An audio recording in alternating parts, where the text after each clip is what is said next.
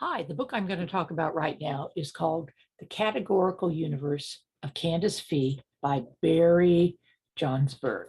Let me see if I can clear that up. Okay, now Candace, Candace Phee is not your typical 12-year-old. She's got some quirks. She can talk perfectly well, but she really prefers to communicate in written notes, even with the teacher, and the teacher's pretty tolerant of that. Um, she also has a weird name for her pet, and I will talk to you about that in a little bit. And she also likes categories. She just loves to categorize things.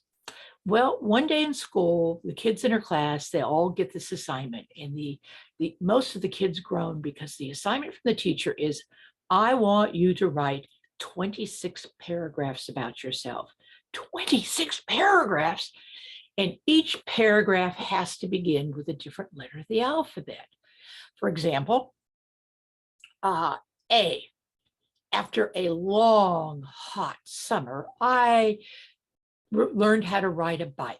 Now, okay, that you could do that, but it still has to be a paragraph. And then the next paragraph has to begin with B. Most of the kids are complaining because it's like 26 paragraphs, way too long. And what do you do with X anyway?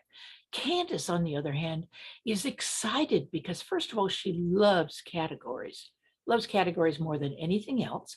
And she likes to write, and she knows she's got a lot to say about everything. And so she decides she's going to do a chapter for each letter. A will have a whole chapter. B will have a whole chapter.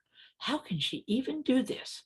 Well, you got to read this book and find out, but I'm going to talk about a couple of the chapters she reads. For example, A, she devotes an entire chapter to talking about the assignment, talking about, well, I was born in this at this time, but how can I talk about my entire life in one paragraph? It's going to take a chapter, and she goes on for an entire chapter. Another letter she does is D. What would you talk about with D about your life? Well, D is for Douglas, who's a good friend of hers. And Douglas is a little bit quirky too. He fell out of a tree. And when he fell out of a tree, he hit his head. Now, when he hit his head and came to, he became convinced that he was actually from another dimension and his real parents lived in that dimension. And the people on Earth were just his make-believe parents until his new parents could collect him and take him back to the dimension he came from. Douglas has got some kind of odd ideas. What about the letter E? Well, E is for Earth Pig. Now you think Earth Pig. Earth Pig is the name of her goldfish. Well, why? Why E for Earth Pig? Because her favorite book of all times is the dictionary. I told you she likes categories. And so the dictionary's got great categories. Everything's alphabetical.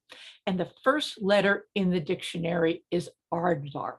And aardvark is, and I have to read this, is an Afrikaans translation of the first word in the dictionary, and it means earth pig. So she's taken the first word in the dictionary that is the Afrikaans, has an Afrikaans translation of earth pig, and she's named her goldfish that. I told you, Candace is a little bit strange. How about Q for questions? She's got lots of questions about things like, why am I weird? Am I really very weird? And why do my father and my uncle not talk to each other? One time they were very close. Finally, Z. Z is for 0 hour, when a lot of things get reserved. Now, I'll tell you what I feel about Candace. First of all, I think she's really interesting. Second of all, I think she's the type of person that if you make friends with her at some point in your life, whether it's your kid, whether you're in university, or whether you're an adult, this is a person who's going to always continue to interest you and amuse you. And I think that's something great. And I do think the other thing is that the Categorical Universe of Candace Phee is a fascinating book, and I want to urge you all to try reading it. Thank you.